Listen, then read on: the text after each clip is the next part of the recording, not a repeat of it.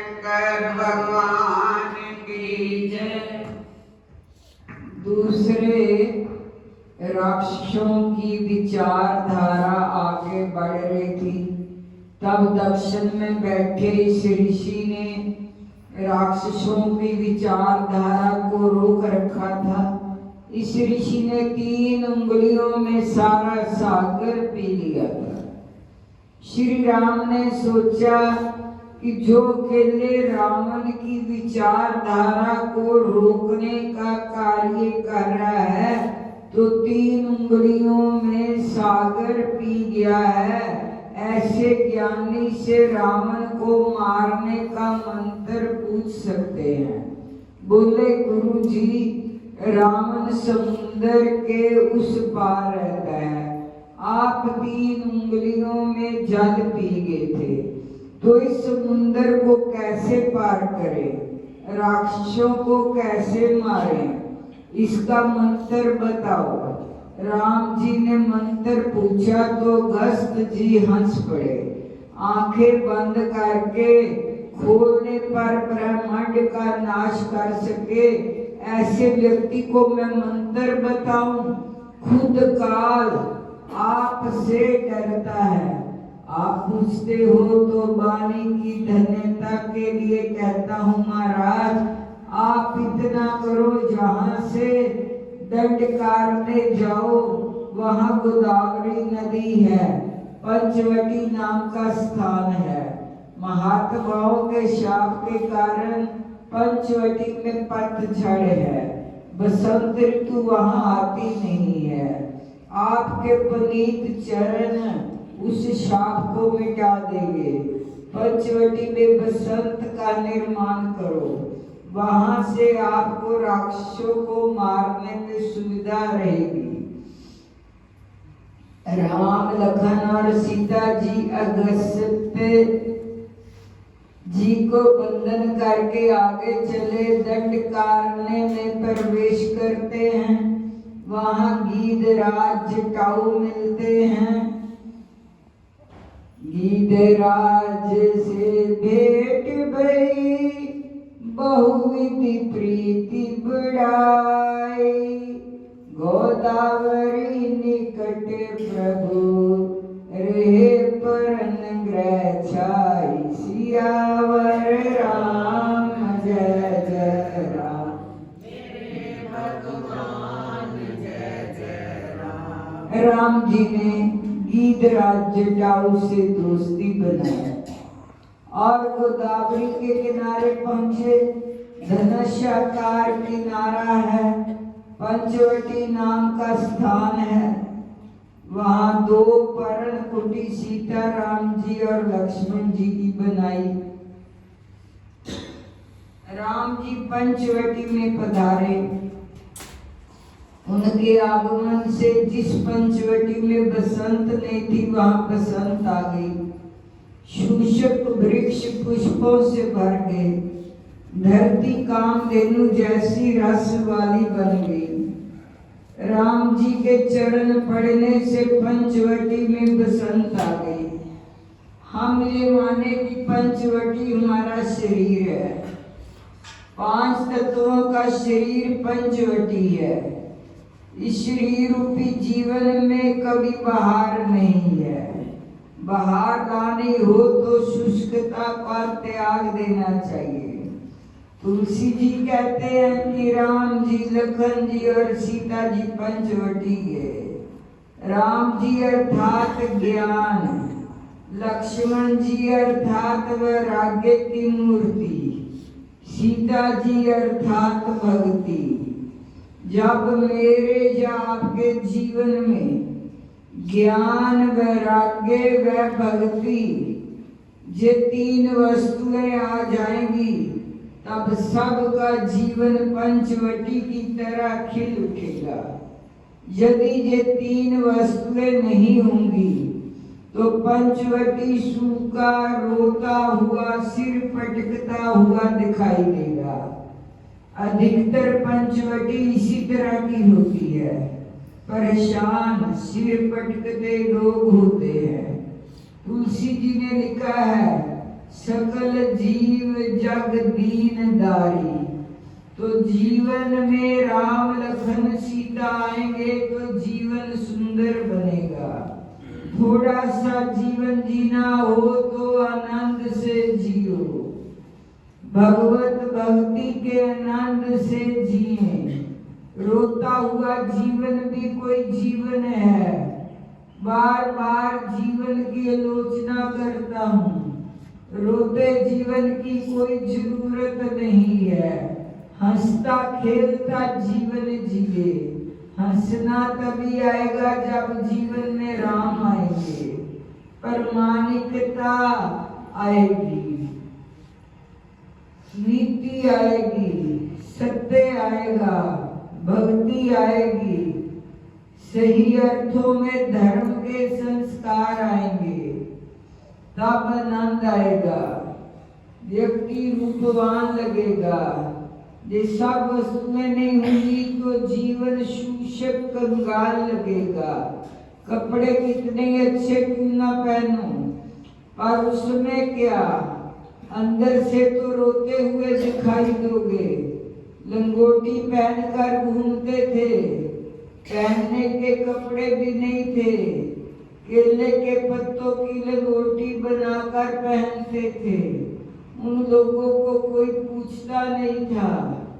एक जीवन की मस्ती थी, ज्ञान भक्ति व वैराग्य जीवन में आएगा तो पंचवटी आएगी। इस प्रकार प्रभु के आगमन से पंचवटी में बसंत ऋतु का निर्माण हुआ। सुंदर वातावरण है। ऋषि मुनि भीड़ मिलने आए। सत्संग के दिन बीत रहे थे। एक दिन की बात है, तीनों बैठे थे। आह्लादक वातावरण था। लखन जी ने देखा कि प्रभु बहुत प्रसन्न हैं, मुझे थोड़े प्रश्न पूछने हैं। आज प्रश्न पूछने का सुंदर समय है, अतः पूछ लेता हूँ।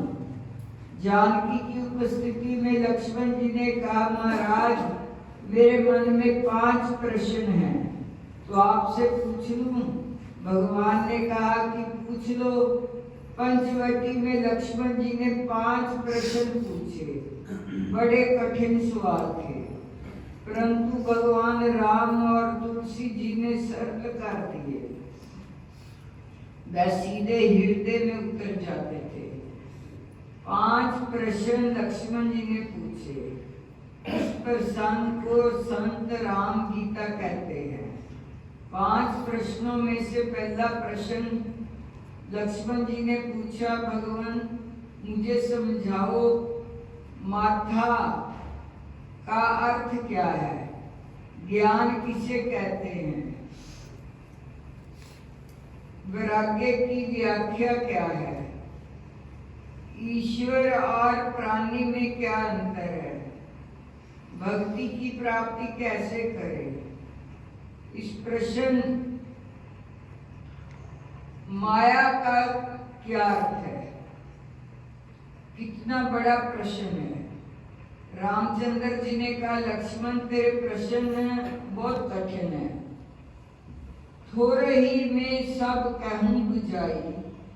थोड़े शब्द में तुझे कह देता हूं, जो थोड़े शब्दों में करे वह संत कहलाता है, जो ज्यादा शब्दों में कहे वह पंडित कहलाता है। बात में कोई जान ना हो, पर शब्दों के सुंदर प्रयोग को जो करे वो बुद्धि की करामात होती है। केवल बुद्धि की चालाकी कसरत है। आम के बदले आम बोए और इसके बदले में वे बोए, वह करामात है जो थोड़े में समझा दे। एक अच्छे टीकाकार हनुमान प्रसाद थे। बड़ौदा आते थे और साया जी राव के जहाँ ठहरते, बहुत कम बोलते थे, प्रवचन तो करते ही नहीं थे। इतने में बड़े रामायणी आए, तब राम प्रवचन की इच्छा तो होती ही है। बोल साचे दरबार की जय। बोल श्री स्वामी जी महाराज की जय। कार्तिक मातम। तब राजा पृथु ने पूछा, हे देव ऋषि, इसके पश्चात युद्ध में क्या हुआ तथा वह दैत्य कैसे मारा गया? कृपा करके इस कथा को मुझसे कहो। नारद जी ने कहा, जब गिरजा वहां से दृश्य हो गई, अब गंधर्वी माया भी विलीन हो गई, तब भगवान दृश्य ध्वज चेतन हो गए। उन्होंने लौकिकता व्यक्त करते हुए बड़ा क्रोध किया। फिर भगवान शंकर जलंधर से युद्ध करने लगे। जलंधर शंकर के बाणों को काटने लगा, परंतु जब काट न सका तो उसने माया की पार्वती बनाकर अपने रथ से बांध ली। विलाप कर रही थी, तब अपनी प्रिय पार्वती को इस तरह कष्ट में पड़ा देख के लौकिक लीला दिखाते हुए शंकर जी संसारिक जनों की तरह व्याकुल हो गए। उन्होंने अग्नि कुंज की तरह भयंकर रुद्र रूप धारण किया। उनके रुद्र रूप को देखकर कोई भी दैत्य उनके सामने खड़ा होने में समर्थ न हो सका। यहाँ तक शुभ नशुभ भी युद्ध में स्थित होने से समर्थ न हो सके। जलंधर की सारी माया क्षण भर में नष्ट हो गई। युद्ध में चारों ओर हाहाकार होने लगा। शिव जी ने उन भागते शुभ नशुभ को शाप देकर बड़ी धिक्कार दी। कहा, तुम दोनों बड़े दुष्ट हो, तुमने मेरा बड़ा अपराध किया है। तुम पार्वती को मारते थे, अब युद्ध से भागते हो। भागते को मारना पाप है, इसलिए मैं तुझे नहीं मारूंगा, परंतु गौरी तुम्हें वश्या मारेगा। शिव जी के ऐसा कहने पर समुद्र पुत्र जलंधर क्रोध में अग्नि के समान प्रज्वलित हो उठा। उसने शिव जी पर घोर बाण वर्षा करके धरती पर अंधकार कर दिया।